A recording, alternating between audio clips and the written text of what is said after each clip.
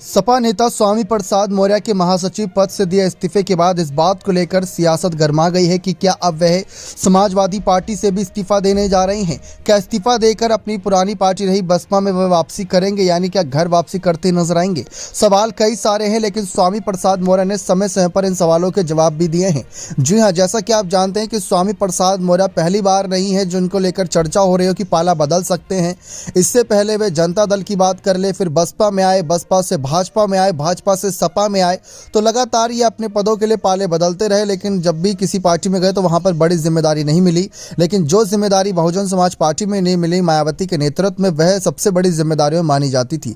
वहीं से कहीं ना कहीं इनके नामों को लेकर काफी ज्यादा चर्चा होने लगी। मायावती के साथ संघर्ष की लड़ाई लड़ते नजर आए थे, लेकिन अब समाजवादी पार्टी में अपने तौहीन होते देख स्वामी प्रसाद मौर्य ने महासचिव पद से इस्तीफा देने का फैसला किया।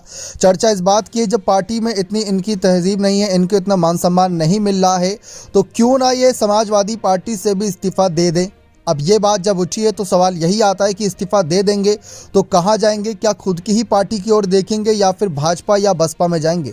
अगर हम बात करें इनके फैसले की, इनका फैसला क्या था, तो बहुजन समाज पार्टी को लेकर इनकी नाराजगी अपने चरम पर थी। यानी कि जिन हालातों में ये बसपा छोड़कर आए थे, वहाँ से तो इनका 36 का आंकड़ा बनता चला गया। और समय समय पर स्वामी प्रसाद मौर्य के खिलाफ मायावती ने भी काफ़ी तंज भरे लहजे में इनके खिलाफ बयानबाजी करी है। जब भी कोई बयानबाजी ये करते थे किसी भी हिंदू देवी देवताओं या धर्म के लेकर या ज्ञानवापी को लेकर, तो मायावती कहती थी कि ये घिनौनी राजनीति कर रहे हैं। यानी ये बात है कि मायावती तो इनके खिलाफ नजर आ रही हैं।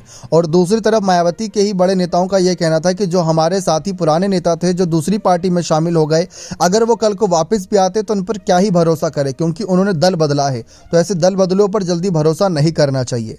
रही बात स्वामी प्रसाद मौर्य के फैसले की, क्या वह मायावती के समर्थन में है, तो मायावती के समर्थन में बिल्कुल है। मायावती एक बड़ी सम्माननीय नेता हैं और उनका वह काफ़ी मान सम्मान करते हैं। इसी को ध्यान में रखकर स्वामी प्रसाद मौर्य मायावती के खिलाफ जल्दी कोई बयानबाजी नहीं करते। लेकिन हाँ, अगर मायावती की तरफ से बयानबाजी होती है तो वो पलटवार जोर करने से भी पीछे नहीं हटते। तो ये बात साफ है कि मायावती की बसपा में जाने को लेकर शायद सोच विचार ना करें, लेकिन भाजपा एक ऑप्शन हो सकता है, क्योंकि इनकी बेटी वहां पर संघमित्रा मौर्य है। अगर वहां जाएंगे तो बेटी को भी आगे बढ़ाने का काम होगा और पार्टी भी इनको बड़ी जिम्मेदारियां दे सकती है। लेकिन हाल फिलहाल में जो इन्होंने बयान दिए थे, उसके बाद भाजपा इन्हें स्वीकार करेगी या नहीं करेगी, एक बड़ा सवाल है। लेकिन फिलहाल तो इनका ये फैसला है कि ये समाजवादी पार्टी में रहकर ही बिना किसी पद के काम करते रहेंगे। लेकिन कब तक, ये भी एक बड़ा सवाल रहेगा।